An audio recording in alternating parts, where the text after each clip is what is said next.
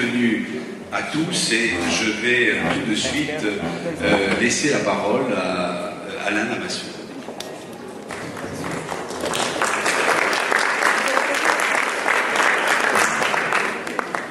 Monsieur le maire adjoint, monsieur le sous-préfet, monsieur le professeur et cher Chuck, chers amis, messieurs, mesdames les élus, mon cher Jean-Pierre, chers amis,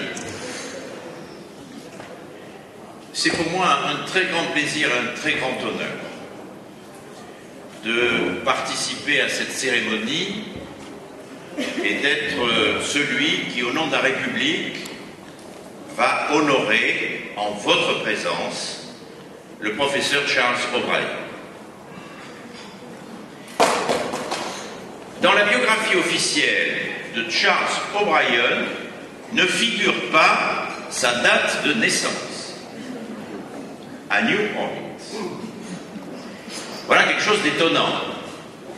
Un humoriste français, Alphonse Allais, avait un jour remarqué, c'est bizarre, la presse annonce la mort des grands hommes et pas leur naissance. Charles O'Brien est né, Charles O'Brien est là, sa présence ce soir à Biarritz est un honneur pour nous, et sa naissance, son existence, a été un bienfait pour l'humanité. Charles O'Brien est donc né à New Orleans. Il a fait des études de médecine, d'abord à Tulane, puis à Londres, puis à Harvard, et puis à Philadelphie, où il est encore aujourd'hui. Et il a mené une longue, une belle, une féconde carrière, à la fois de médecin, d'enseignant, de chercheur. Il a dirigé le département de psychiatrie du centre médical hospitalier de Pennsylvanie, à Philadelphie. Il a enseigné la psychiatrie à l'université de Philadelphie, toujours le vice-président du département de psychiatrie, et à la tête de son équipe, il s'est consacré principalement à l'étude des addictions, de l'addictologie, et il a été à l'origine de plusieurs progrès fondamentaux de la médecine et de la thérapeutique. Et notamment le progrès qui a consisté à démontrer que la disposition à l'addiction était le plus souvent d'origine endogène, d'origine génétique. Et que donc c'est l'inné et pas l'acquis. Et que le choix, en quelque sorte, de l'addiction dépend des hasards de la vie, mais si certaines personnes ont besoin de compenser un manque dans leur organisme, c'est à cause de prédispositions génétiques. Et à partir de là, il a pu mettre au point des thérapies combinant bien entendu le soutien psychologique et l'utilisation de molécules pour mettre en place des traitements de substitution, d'abord contre l'alcool, pour remplacer l'alcool, l'altrexone, puis ensuite les produits opiacés, et ça a été d'abord la méthadone. Je salue Marie-Jeanne Crick, une des premières personnes à avoir utilisé la méthadone à cette fin, et puis ensuite la buprénorphine, plus connue en France sur le nom commercial de Subutex.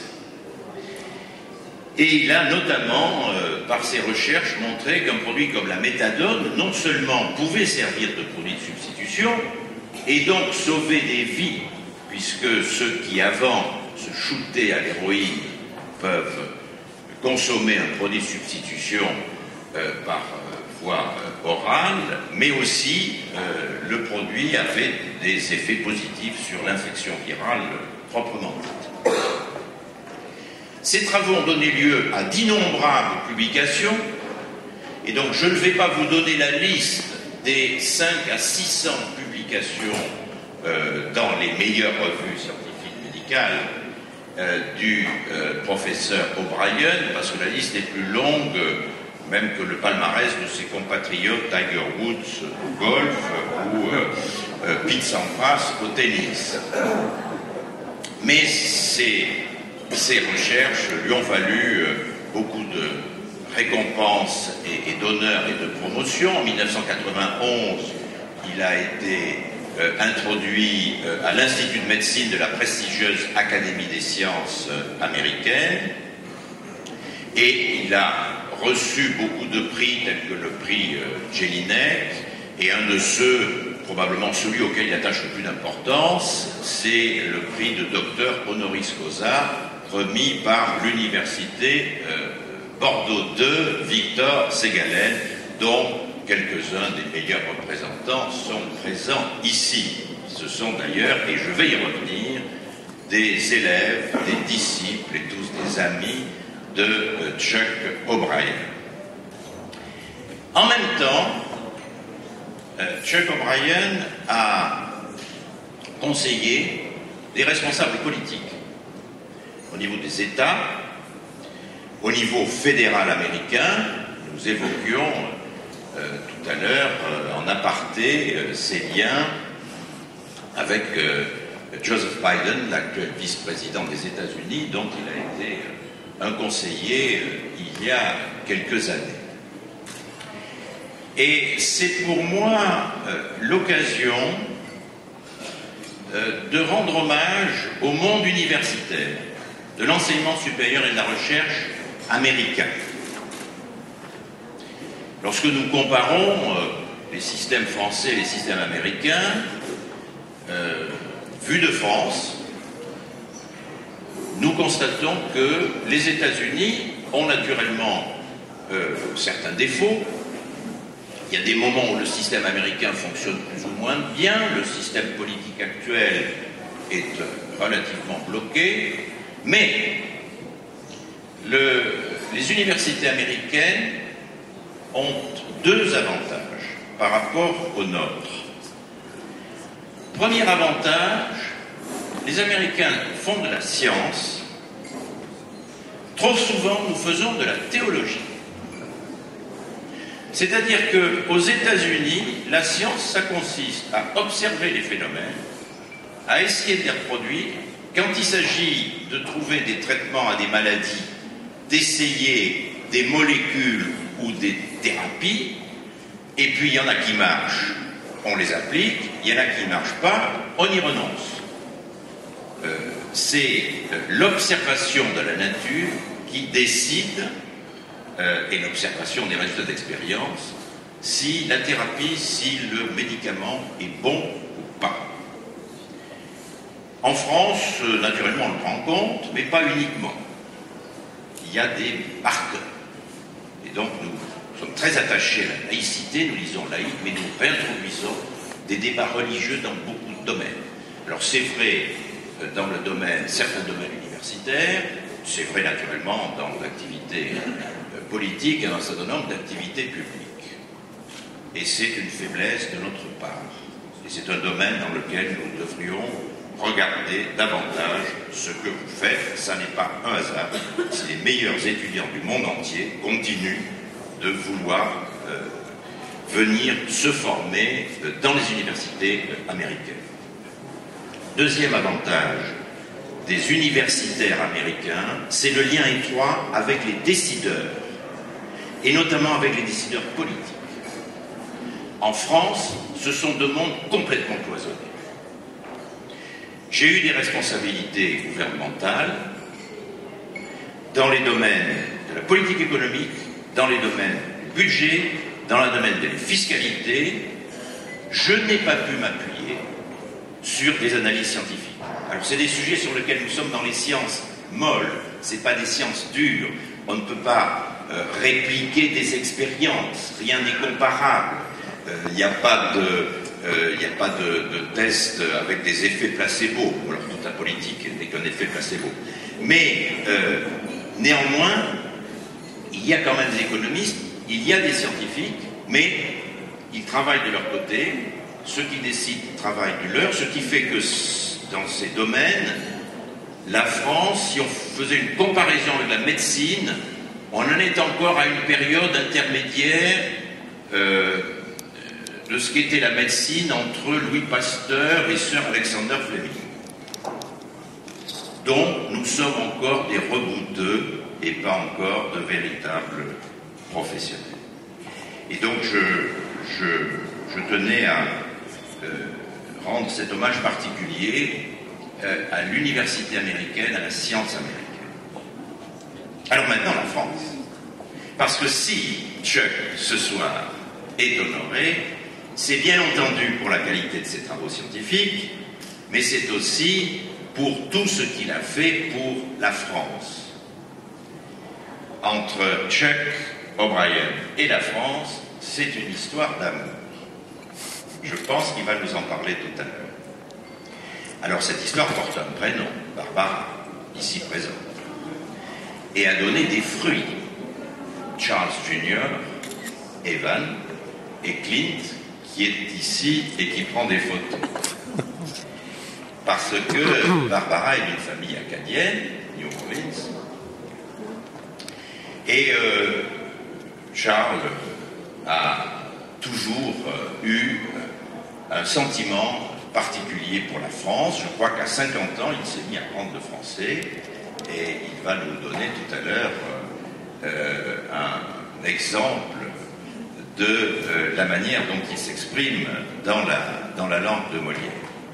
Et très vite, dans ses responsabilités hospitalières et de chercheur, il a aidé ses homologues français et la jeune génération française. Alors il a aidé d'abord en venant en France, participer à des recherches. Je crois que vos premiers contacts ont été à l'INSERM avec le professeur Lemoyle dans des recherches de neurobiologie. Ensuite, à Bordeaux, Victor Ségalen, Bordeaux 2, il rencontre une équipe dynamique qui était composée de plusieurs personnalités qui sont maintenant des professeurs de médecine, le professeur Marc Oriacombe, le professeur Bourgeois, d'autres qui ne sont pas complètement professeurs, même si il se fait appeler professeur comme Jean-Pierre Dolouet, le docteur Dolouet, et d'ailleurs, à partir de là, il découvre Bordeaux, l'Aquitaine et le Pays Basque, et c'est à l'occasion d'une soirée arrosée à Sarre, dans une benta, alors je ne sais pas si c'est lui qui a convaincu Marc Oriacombe de venir à Philadelphie, ou Marc Oriacombe qui l'a convaincu de l'amener à Philadelphie, mais Chuck O'Brien a ensuite, chez lui, dans son centre de recherche, reçu et formé de jeunes post-doctorants et de jeunes chercheurs français. Une autre manière d'aider la France. Il a ensuite contribué aussi à aider beaucoup les jeunes chercheurs français à publier dans les grandes revues scientifiques internationales.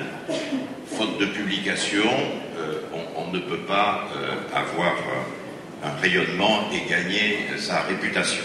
Et donc, grâce à notamment les nombreux annual meetings qu'il organise, auxquels il participe, à travers notamment l'American Psychiatric Association, il a aidé des jeunes à se faire connaître dans le monde entier.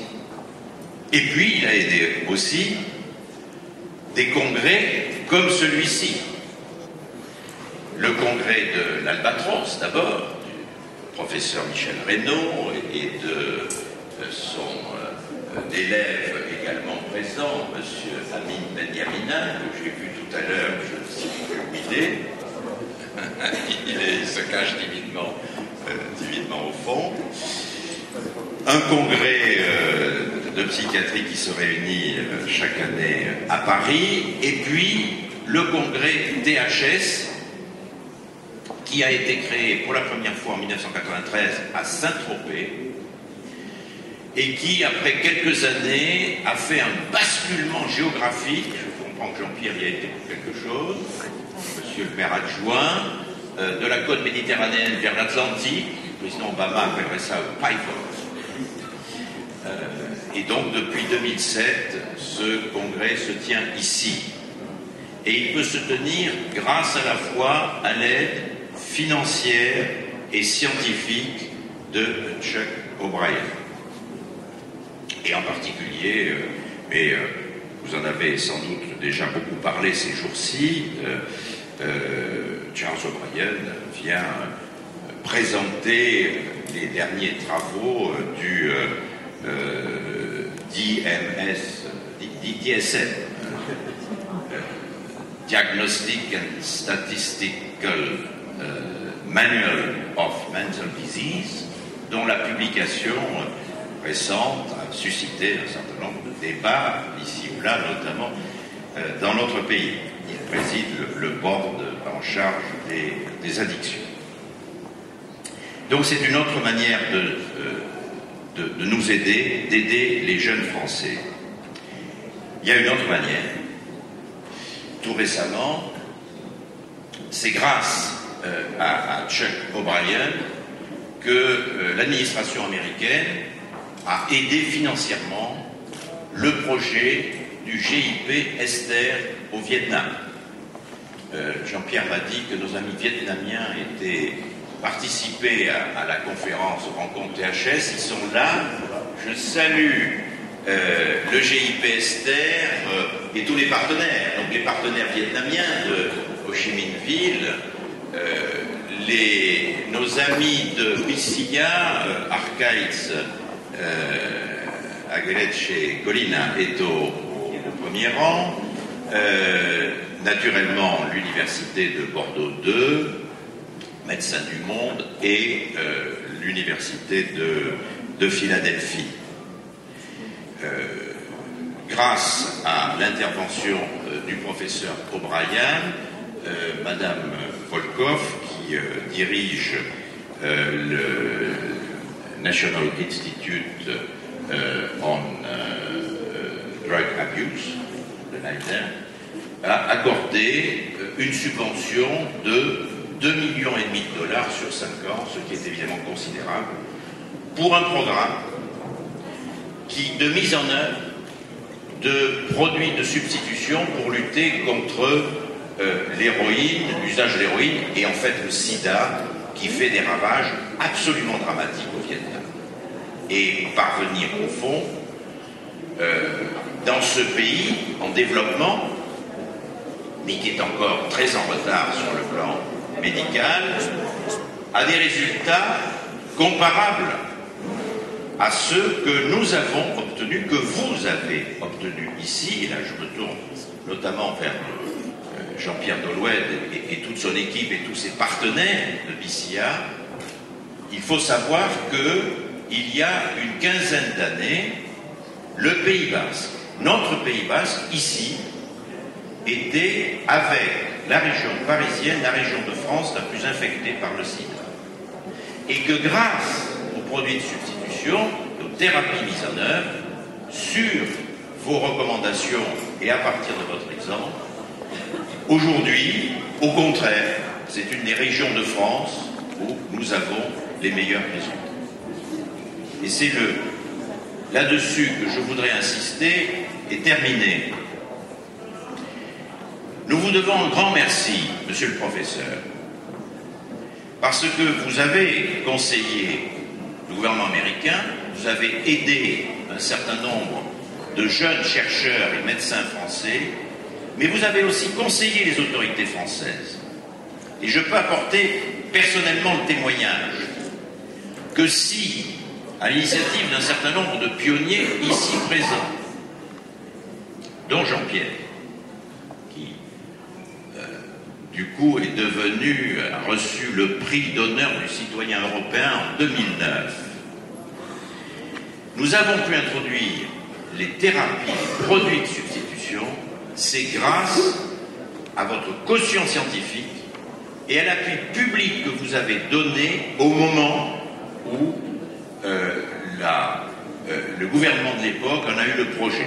D'abord pour la méthadone, puis pour ce que nous appelons le Subutex, et en mars 1996, très précis, si nous avons pu avoir une décision de gouvernement, si le ministre du budget que j'étais a pu faire introduire sur le marché et rembourser par la sécurité sociale le Subutex, c'est parce que, alors que tous les fonctionnaires étaient contre, alors qu'une grande partie de la communauté médicale était contre, votre autorité scientifique a prévalu sur toutes les autres.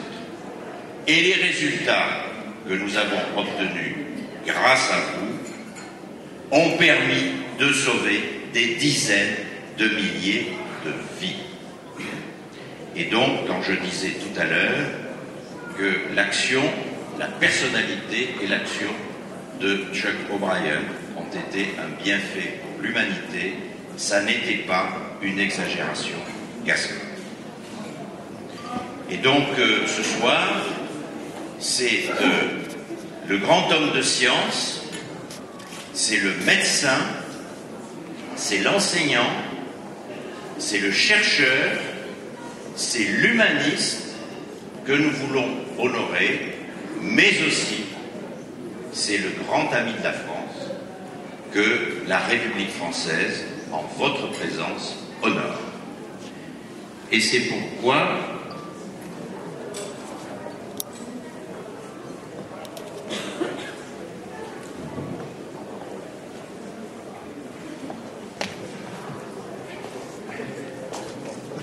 Charles Philippe O'Brien, au nom du président de la République et en vertu des pouvoirs qui me sont conférés, je vous fais chevalier de la Légion d'honneur.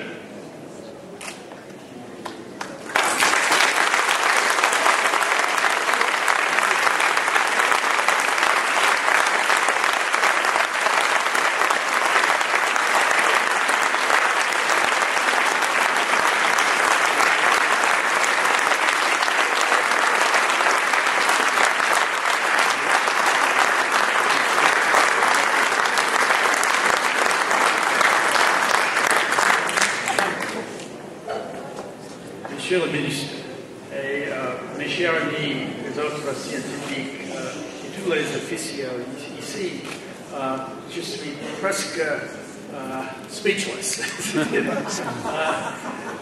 Quel mémoire! Vous avez une mémoire photographique, je pense. Tous les détails, c'est absolument la meilleure introduction que j'ai jamais entendu parler. C'était fantastique. J'ai plusieurs choses à ajouter, mais pas beaucoup. Je vais dire quelques mots de mes émotions parce que je suis très ému de cet honneur. C'était un grand honneur pour n'importe quel Américain. Mais pour moi, c'est spécial. Parce que, comme vous avez entendu parler, je suis né à la Nouvelle-Orléans. C'est une ville qui était fondée par les Français. Et même l'hôpital où je suis né, l'Hôtel Dieu, qui était employé par les bonnes sœurs comme infirmières.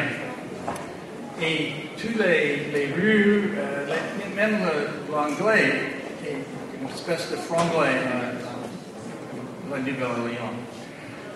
J'ai reçu mon baccalauréat dans la cathédrale de Saint-Louis où sur les murs, les prières sont en français au lieu de latin. C'était complètement influencé par la France. Et donc, c'est très spécial pour moi. Et j'avais aussi des souvenirs de THS, parce que avant Biarritz, c'était vu dans le midi. Et je suis arrivé grâce pour le congrès 2001. C'était 11 septembre 2001. Et j'ai allumé la télévision et voilà, les deux tours étaient en flammes, brûlés. Et c'était une journée d'émotion pour moi. Et j'étais le seul Américain dans ce congrès. Et tout le monde m'embrasse. Et même le président, Jacques Chirac, a dit « Nous sommes tous Américains ». Et la ville de Grasse est très importante à les relations franco-américaines. Parce que dans la place centrale de Grasse, il y a une statue de l'amiral de Grasse. Et sur cette statue est une inscription de le général Washington, le premier président des États-Unis. Et il a dit en français que grâce à l'amiral de Grasse, c'est causé le blocage de la flotte britannique et la flotte française avec le chef de la flotte, l'amiral de Grasse, a sauvé l'armée américaine.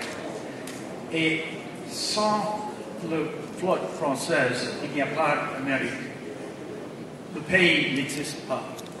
Et c'était très, très émotionnel et très important. Je suis toujours très ému. Et je dois dire que après ça, j'ai des activités entre Philadelphie et Bordeaux. J'ai fait la connaissance de Jean-Pierre Delouet, Jean Quignot, Michel Lemoine, et les autres chercheurs. Et j'avais le plaisir de recevoir à Philadelphie Marc et Sophie Laurier-Combe pour 2 ans à Philadelphie et plusieurs autres postdocs. Et c'était très, très important. Et aussi, j'étais membre du comité à l'Université de Pennsylvanie, l'université fondée par Benjamin Franklin, qui était le premier ambassadeur d'Amérique en France. Et j'avais l'honneur de proposer Madame Simone Veil pour doctorat honoris causa à l'Université de Pennsylvanie. Et ça, c'est très important parce que c'était elle.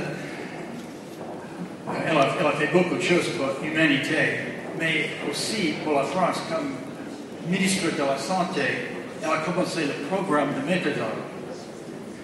Et c'était Jean-Pierre qui a vraiment commencé le programme de buprenorphine à Bordeaux et Bayonne. Et je peux continuer, mais je dois m'arrêter parce que c'est très émotionnel. Et je pense que c'est une liaison entre Philadelphie et l'Université de Pennsylvanie, Bordeaux et la France. C'est très, très, très important pour moi. Et je suis très honoré par ce chevalier. Merci beaucoup.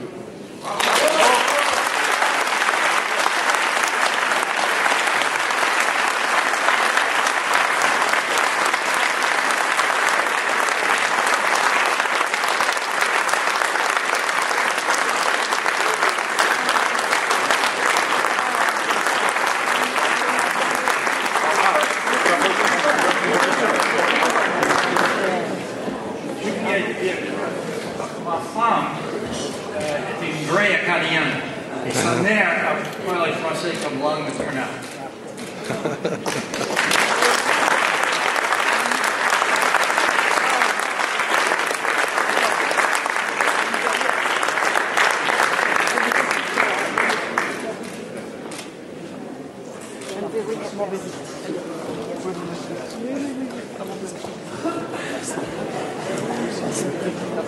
Thank you.